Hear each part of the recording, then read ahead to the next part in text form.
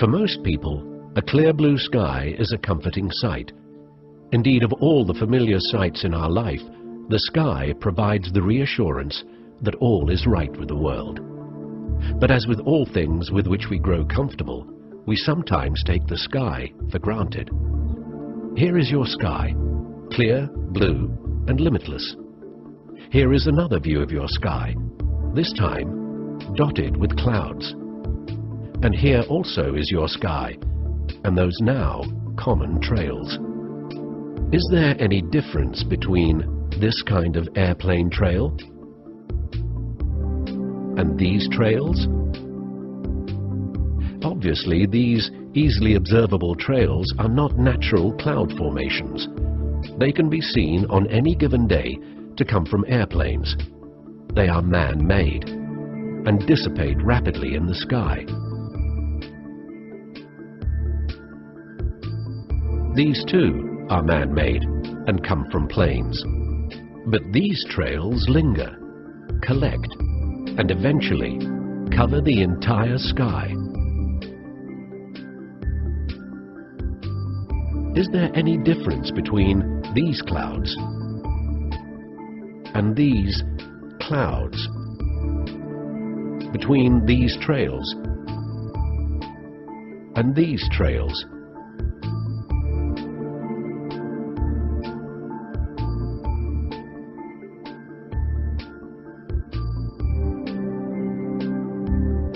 Why haven't we noticed them before? And why isn't anybody talking about them? In the early part of 1999, an immense operation began. An operation that many of us would find difficult to accept were it not so well documented. This operation has involved a dispersal of massive amounts of fine materials into our atmosphere. And the implications of these actions are as grave and far-reaching as they strain the limits of understanding. Should you ask the authorities, there will be counterclaims to the evidence presented here, and you may be told that all is normal, and as it should be. You may be told that there is nothing to be concerned about, and that everything is as it always has been. Your eyewitness accounts may be dismissed as unreliable, despite the fact that what you have observed is in direct contradiction to fundamental natural laws and your own common sense. From this point on, we urge you to look for yourself, use your own judgment, and reach your own conclusions.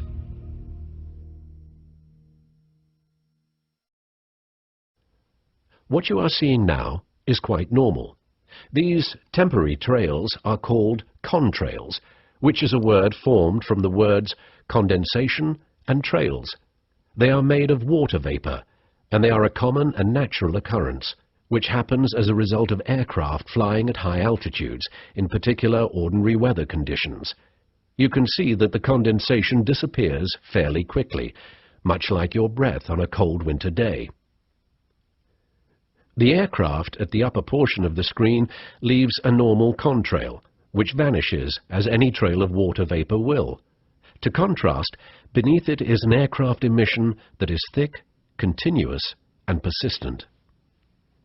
The environmental conditions accompanying each trail are not exceptionally different from one another, and yet the result and impact from each is entirely different.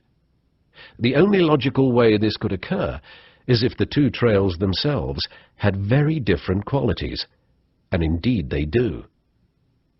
The majority of the footage that you are now seeing has been filmed in the high desert regions of New Mexico. This is an arid, dry environment with very low humidity levels. Contrails are very common here because they form easily in a low humidity, dry environment.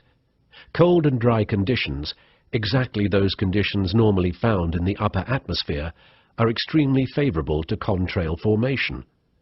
The humidity levels of the upper atmosphere are relatively low.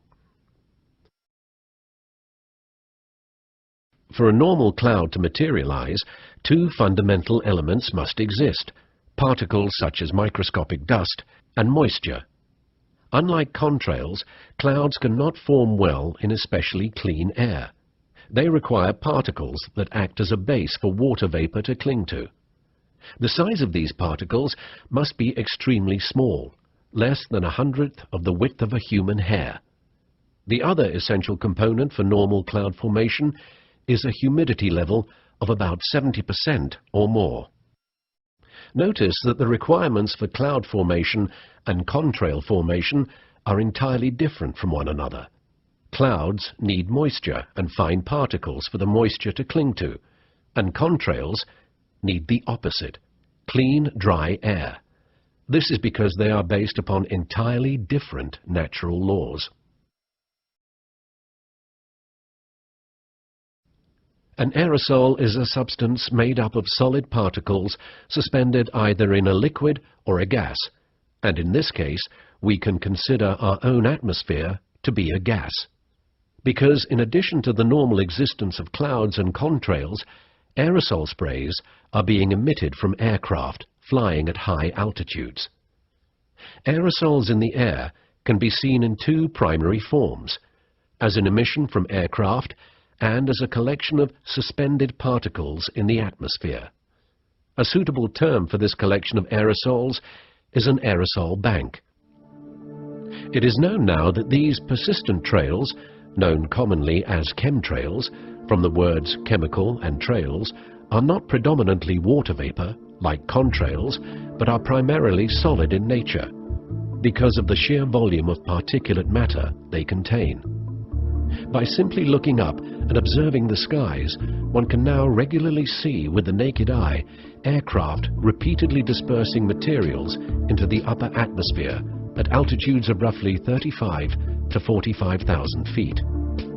These materials expand rather than evaporate, and they usually transform gradually into a uniform haze that has, in recent years, tremendously decreased our general visibility and has altered the deep blue of our skies into a pale blue or dirty white. Although it might be witnessed in any given period, this commonly now occurs during times of very low humidity, on the order of 30 to 40%, instead of the 70% or greater that is required of natural cloud formation. And so we know now that these are not clouds in any conventional sense. They are a unique and artificial creation. These aerosol emissions are now well entrenched into our air supply. These changes in the very air we breathe have a fundamental impact upon all life on this planet, and these aerosol operations, by their very nature, violate the most basic human rights. These operations are being conducted without your knowledge or your informed consent. They affect your life, the lives of everyone you know and love, and the future of life on the planet. We all consider a clean blue sky and healthy air as our birthright, a source for joy, and it remains at the very core of our existence. What we are discussing here is more than just some dry scientific facts. We are talking about the experiences, health, and quality of life itself.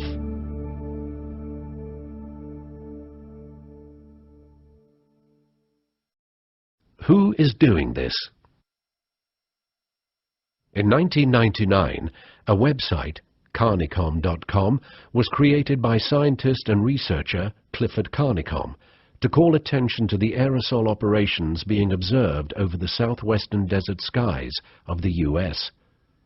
The developer of that site, Clifford Carnicom, is a former federal employee with no political or environmental notoriety. Within a matter of days of the launch of his website, it became apparent that it was being closely monitored by high-level government organizations and military agencies, including the Pentagon, National Security, Intelligence and Emergency Agencies, the U.S. Senate, defense contractors, chemical and pharmaceutical companies, weapons and defense contractors, health organizations, and the media. The interest demonstrated by these various organizations in the website was documented for a period of several months. Despite their obvious keen interest, these same organizations have carried on a campaign of continuous dismissal of the urgency of the issue and a refusal to publicly investigate it. A wide variety of examples can be found of government and military officials who have denied the existence or importance of aerosol operations. Many of these denials contain within them identical words and phrases. August 2000. Lieutenant Colonel Michael K. Gibson, U.S. Air Force, said, "The chemtrail hoax has been investigated and refuted by many established and accredited universities, scientific organizations, and major media publications." Colonel Gibson gave no specifics. In 2001, Colonel Walter M. Washabau, U.S. Air Force, said, "The chemtrail hoax has been investigated and refuted by many established and accredited universities, scientific organizations, and major media publications." Colonel Washabau also gave no specifics. Charles H. Taylor, representative from North Carolina, Senator Jeff Bingaman of New Mexico, Representative Mike Thompson of California, and U.S. Senator Richard Lugar all responded to concerned constituents that they had been assured by the military and other government sources that nothing was amiss. In one of these responses, it was stated that, although there may be the appearance of an aerosol operation, this is not the case. Furthermore, Senator Lugar stated that the Federal Aviation Agency, the Environmental Protection Agency, the National Oceanographic and Atmospheric Agency, and academic professors have examined the aerosol operation claims only to find that they have been made by disreputable sources who do not provide evidence or data. This, despite the fact that volumes of data and material samples have been provided to the EPA and are available on the Carnicom website, as well as others. There have been many reports and inquiries regarding aerosol operations from concerned citizens to Carol N. Browner, then administrator at the U.S. Environmental Protection Agency. Her response was to repeatedly assert that the EPA was unaware of any activities to release chemical or biological substances into the atmosphere by aircraft. In January of 2000, a certified letter, including a physical sample of highly unusual airborne fibrous material, was sent to Ms. Browner with a request that the EPA identify the material on behalf of the public welfare. Despite several follow-up inquiries, the EPA gave no acknowledgement of receipt of that material. When independent researchers during that time then discovered unusual biological components within that same sampling of material, concerns grew regarding the importance of a full and official response to the samples by the EPA. 1.5 years after the original submission, in June of 2001, the U.S. Environmental Protection Agency finally acknowledged the receipt of the unusual fibers of physical material. This acknowledgement only occurred after a formal Freedom of Information Act inquiry. However, though receipt of the sample was acknowledged, the EPA refused to identify the sample, stating that it was not the policy of this office of the EPA to test or otherwise analyze any unsolicited samples of material or matter. In October of 2000, a series of more than 1,000 petition letters of concern were sent to Carol Browner as an indication of the significant citizen concern on the aerosol issue. In December of 2000, the EPA responded once again that they continued to remain unaware of any aerial application of chemical or biological substances that may have any adverse effect upon the population. In November of 1999, the Attorney General of New Mexico, Patricia Madrid, acknowledged multiple inquiries to her office regarding unusual aircraft operations. She declared that there is substantial evidence that the activity and contrails are well within the range of normal aerial activity. After issuing this notice, Attorney General Madrid declined to respond to 2 visits made to her office by Clifford Carnicom to discuss the aerosol issue. Also in November of 1999, the Ohio Environmental Protection Agency responded to a citizen by stating that they were unable to complete an investigation. Efforts have been made to involve the media in exposing the aerosol operations, including ABC News 2020 investigative journalism staff, who responded that the request for examination of the aerosol issue was not a topic that they would cover.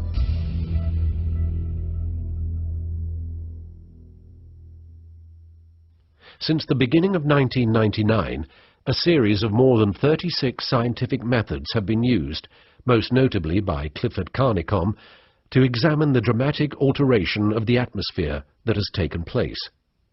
These tests have been conducted with much labor, time and expense. They've been conducted with very limited resources and equipment, much of it requiring original construction, development or modification. What follows is only a partial overview of these sampling methods, which have been diverse and thorough, spanning more than 9 years. As far as is publicly known, the authorities have not attempted to replicate these tests, nor have they reacted to the results in any formal fashion. Therefore, the method has been primarily one of reverse engineering, to figure out what is being sprayed on us and why. These methods include meteorological studies, an examination of visibility standards and their reduction from a maximum of 40 to 10 miles, studies of acid and alkalinity levels of rainfall across the country, photographs and video showing emissions from aircraft which are in complete defiance of the conditions for any normal contrail formation, direct observation with the naked eye of aerosols originating from the aircraft gathered by thousands of individuals around the world, high-efficiency particulate air filters which have been used to directly filter the outdoor air in repeated tests. Extraordinary levels of particulate materials have been found, including the repeated presence of unusual filaments, a gel formation, crystals and powders.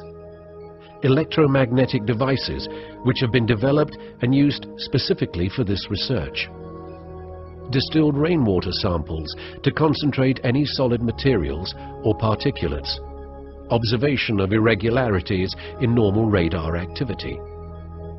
The tests reveal that as a result of the aerosol operations, samples of the atmosphere have been found to contain unusually high levels of the following: metallic-based materials, a class of elements that have the property that they can become electrically charged with the energy from sunlight alone. One of the elements found in unusual and unexpected levels is barium. Unusual airborne filaments. Under a microscope, these fibers are seen to contain unusual biological components. Incredibly high mold counts are regularly found, surprisingly, even in the extremely dry environment of the high southwest. Additionally, testing has produced a variety of indications that the atmosphere is regularly being used for electromagnetic applications, which can have a very direct influence on the health of humans.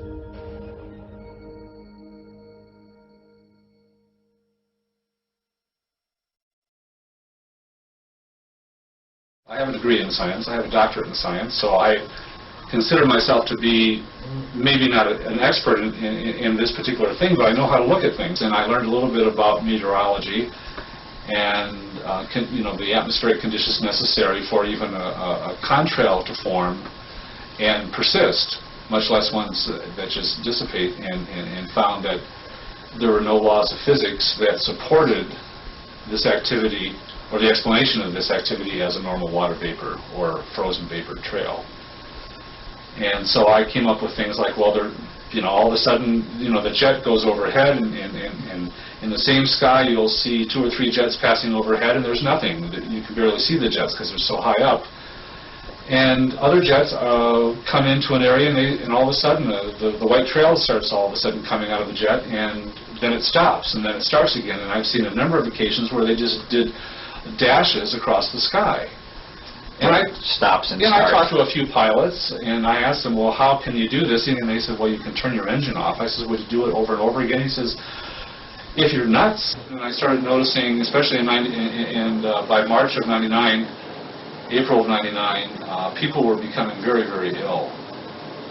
And at the time I was working in a healthcare facility, and I was seeing a lot of upper respiratory disease happen. And over the years, I've watched more and more people come down with asthma, and you can hear it. You go to the supermarket and you find children, children that are 2 and 3 years old, and you can hear them wheezing. You can hear rails in their chest. I mean, this is very unusual.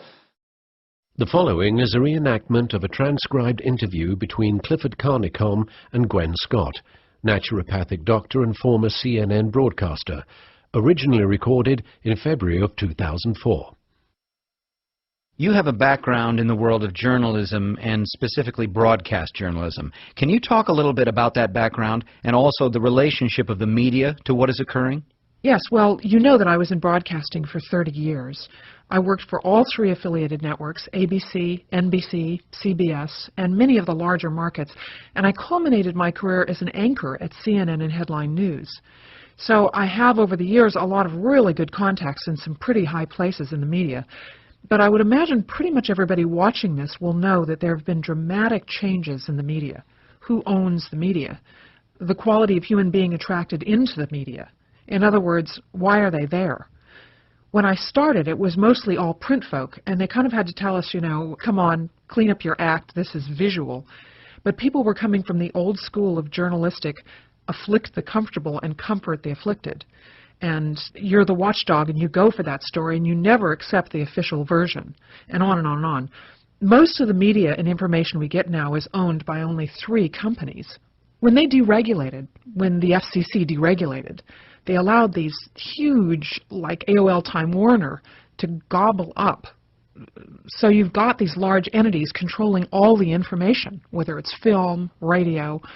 And yes, when this started, I called in every chip I ever had. I called a very good buddy at CNN who really assigned most of the stories.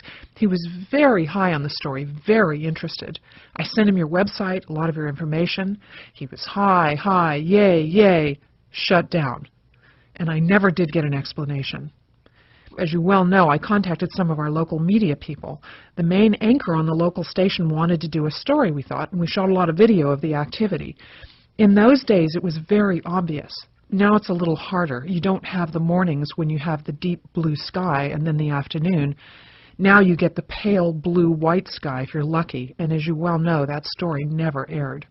USA Today, which is an international publication, did a story on it, but it was obviously with an agenda, basically poking fun at those goofy people who saw those things. I believe there was 1 or 2 credible people interviewed, but for the most part, the reporters started out with an agenda to sort of mock or make fun of those people who were seeing things in the sky. And if I had a dime for everybody else that I called, wrote, or begged, I could at least buy an ice cream cone, to no avail, just hitting a wall. And this was with all your connections? This is with years of connections. It's unprecedented in my life, and I cannot name another story. People point to Watergate as this big watershed cover-up. I find that laughable.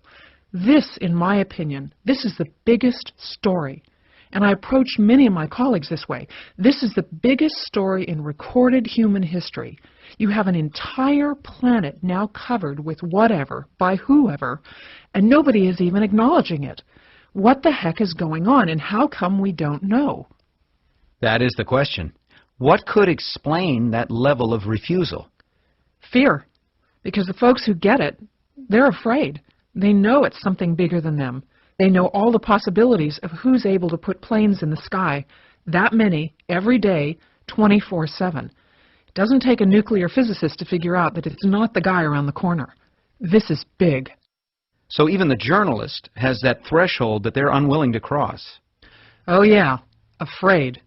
And the few that are left who do catch on to it say, wow, I want to do a story, like we were just discussing. They hit a wall somewhere, and I'm never told where it is. I don't know if it's the news manager, I don't know if it's the station manager, I don't know where. They hit that brick wall, and the story goes away. Gwen Scott, naturopathic doctor.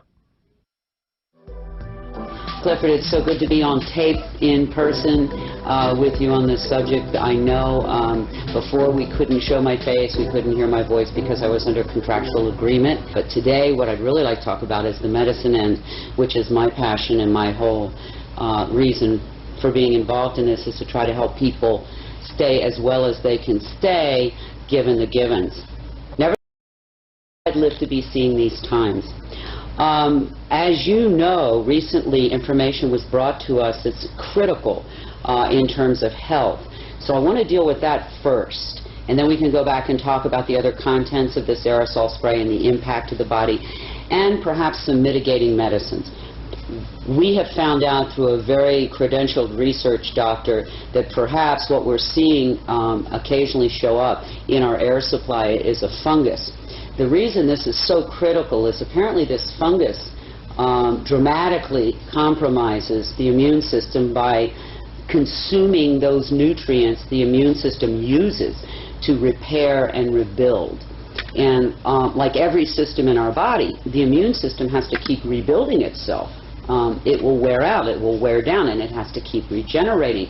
If it doesn't have those nutritional tools to do that, your immune system becomes dramatically compromised, unable to deal with any kind of invader. That's why I think we're seeing so many more colds and flus than we've seen in the last 5.5, 6 years, than we've seen in a long time.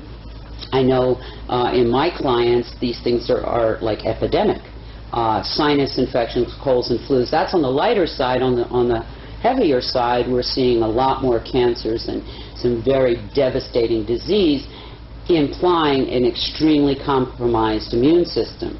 Part of that has to be this fungal kind of invasion because, as I said, this fungus eats the nutrients that the immune system uses to rebuild itself. I don't know if you know, one of the top respiratory specialists in the United States was recently on the Today Show. He's written a book called something about the breathing crisis in this country. And he told, I think it was Katie Kirk, I don't recall, who was interviewing him, maybe Ann Curry, that death or mortality from respiratory disease had gone from number 8 5 years ago to almost number 3. That's huge. That means that the third leading cause of death now in this country is breathing. And one has to wonder what could have happened in 5 years to have created that kind of crisis, is the only word I can think of. So this is something that anybody who breathes, and I'm assuming that's anybody who might be seeing this documentary, needs to be concerned not only for themselves but everyone they love. This isn't like a firing squad where everybody goes down and you get to watch it at one time. This is a cumulative poisoning that will demonstrate in different people in different manners depending on how strong their immune system was to begin with, what their genetics are, and many other factors. So this is something that will demonstrate in a lot of different ways. You're not going to have, as I said, the firing squad effect, but what you will have is over time more and more debilitated people, more and more people who don't feel well, more and more younger people, which I'm seeing quite a bit of now, in their 20s, 30s, and 40s, with problems that we never saw in that age range, or rarely, I should say, saw. And I know in Albuquerque alone, 5, 6 years ago, 6 to 8% of the children were diagnosed as asthmatic. Today, as of now, it's 70%. It's devastating. These are children.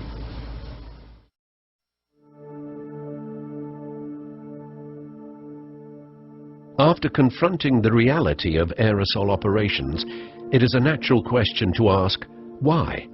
Who would want to alter the very air that we breathe?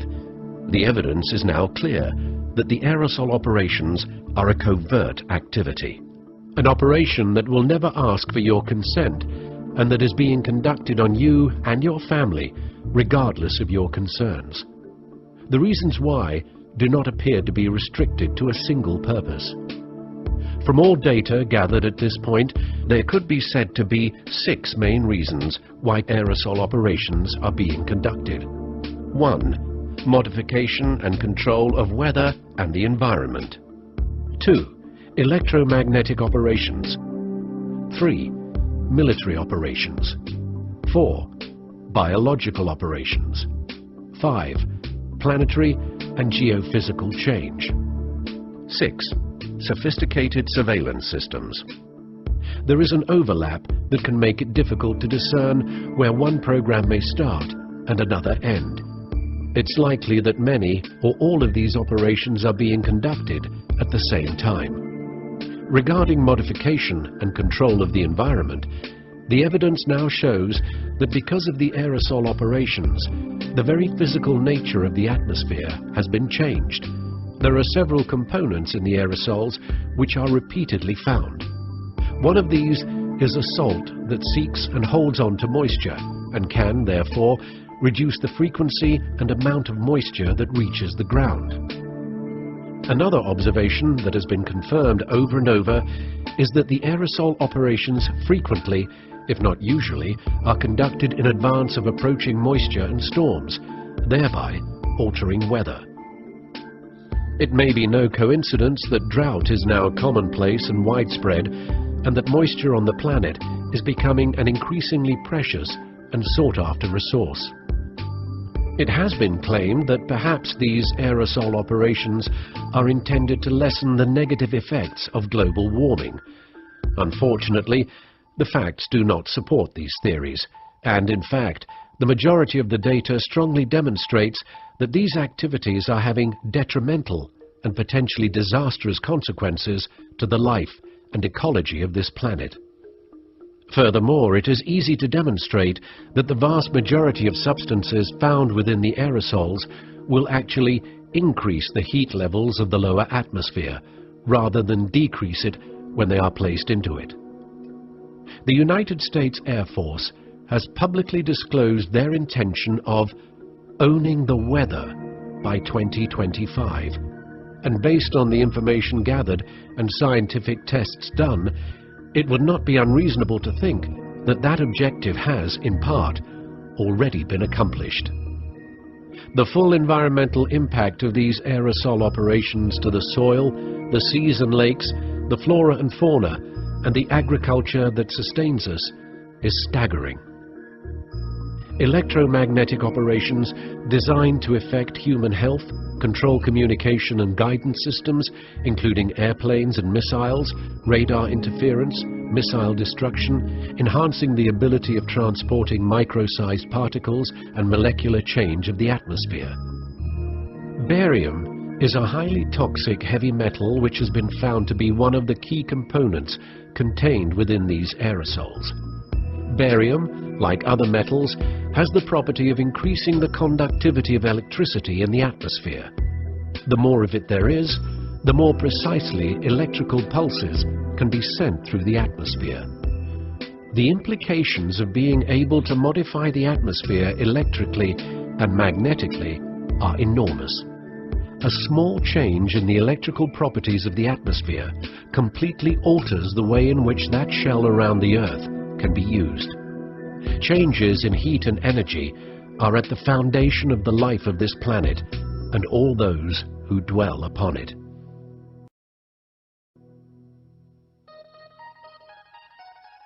It is a necessary, logical, and natural supposition to assume the almost inevitable role the military has in the aerosol operations.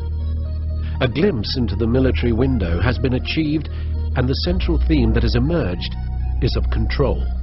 Control in the deepest and most far-reaching sense.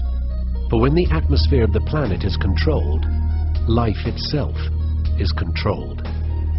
If it seems unthinkable that anyone would consider such a goal, consider United States Patent 4686605 by Bernard Eastland, written in 1987, entitled A Method and Apparatus for Altering a Region in the Earth's Atmosphere, Ionosphere, and/or Magnetosphere. There are many people who have concluded that this patent essentially represents a blueprint for a facility that currently exists, which is operated by the US Air Force. HAARP, which stands for High Active Auroral Research Project, is located in Alaska, and information about it can easily be found on government websites, including pictures of the facility. The ionosphere is the upper part of our atmosphere. The stated purpose by the Air Force for the HARP project is that of a scientific endeavor aimed at studying the properties and behavior of the ionosphere, with particular emphasis on being able to understand and use it to enhance communications and surveillance systems for both civilian and defense purposes. It may be this, and then again, it may be more than simply a scientific endeavor. Per Mr. Eastland's patent, through the use of a HARP-like facility, it is possible to put unprecedented amounts of power in the Earth's atmosphere at strategic locations and to maintain that power level with a pulsing of energy. Take note that this patent also recommends the use of large clouds of barium to increase the conductivity of the atmosphere. Mr. Eastland stated a variety of uses for his invention, most of them military. It can focus in a particular area the massive energy necessary to create the same destruction as the detonation of a large nuclear device, without actually having to detonate such a device. It can enhance or interfere with communication and guidance systems, including those of airplanes and missiles, interfere with radar, destroy missiles, modify weather, and it can increase ability to broadly spread exceptionally tiny particles through the atmosphere. The executive summary for the HARP project specifically mentions forcing the descent of particles from the atmosphere toward the ground. Use of the atmosphere to spread unusual biological substances. Biological. Definition: affecting life or living organisms. In 1977, the United States Senate held hearings on the subject of biological testing by the Department of Defense on human subjects without their informed consent. In the opening statement, Senator Ted Kennedy identified the key issue of the hearings: the known use of Americans as unwitting subjects for open-air germ warfare testing conducted in the public domain by officials of their own government. Furthermore, he poses the critical question: should a democratic people cede to its government the full responsibility of determining when secret tests on unwitting subjects are necessary to protect the nation's security? Years later, this is no longer a question that is even being posed to the public. It is a fact that harmful biological components have been repeatedly identified in a series of atmospheric samples over the past several years. Public officials have never acknowledged or responded to this evidence, and the reality of the evidence continues to be denied. You must decide for yourself if the claims of this documentary are true or not. The first step is to simply look up. Start observing the sky and the activities of aircraft above you. Observe the different trails left behind aircraft: contrails or aerosols, clouds or aerosol banks. Though the amount and frequency of aerosol aircraft activity will be different in different areas, the likelihood is that in a short time you will observe aerosol operations in the skies above you.